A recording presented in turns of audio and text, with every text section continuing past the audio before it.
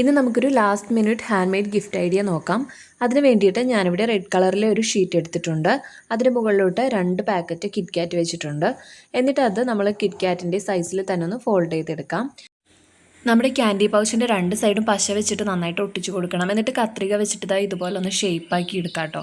അപ്പോൾ 2 സൈഡും ഞാൻ ഷേപ്പ് ചെയ്തെടുത്തിട്ടുണ്ട്. ഒരു കടലാസിൽ നമുക്ക് ബർത്ത്ഡേ കോട്ട് എഴുതാം. ആദ്യം ഞാൻ സ്കെച്ച് പെൻ വെച്ചിട്ടാണ് കോട്ട് എഴുതിയത്. അതിന് മുകളിലൂടെ ഒന്ന് തെളിഞ്ഞ് കാണുന്നതിന് നമ്മുടെ നോർമൽ പെൻ ഉപയോഗിച്ചിട്ട് ഞാൻ എഴുതിയിട്ടുണ്ട്.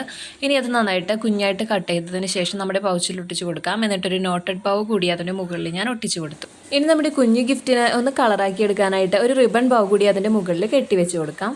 സ്കെച്ച് പെൻ ഉപയോഗിച്ചിട്ട് ചെറിയ ഹാർട്ട്സ് ഇതിൻ്റെ മുകളിലൂടെ വരച്ചു കൊടുക്കാം. ഞാനിവിടെ 3 കളറിലുള്ള സ്കെച്ചാണ് ഇതിനു വേണ്ടി യൂസ് ചെയ്തിട്ടുള്ളത്. ചോക്ലേറ്റ് പൗച്ചിൻ്റെ എഡ്ജിലായിട്ട് ബ്ലാക്ക് കളർ വെച്ചിട്ട് ജസ്റ്റ് ഒന്ന് ഡിസൈൻ ചെയ്ത് കൊടുക്കാം. അപ്പോൾ നല്ലൊരു ഭംഗി ഉണ്ടാകും നമ്മുടെ ഗിഫ്റ്റ് കാണാനായിട്ട്.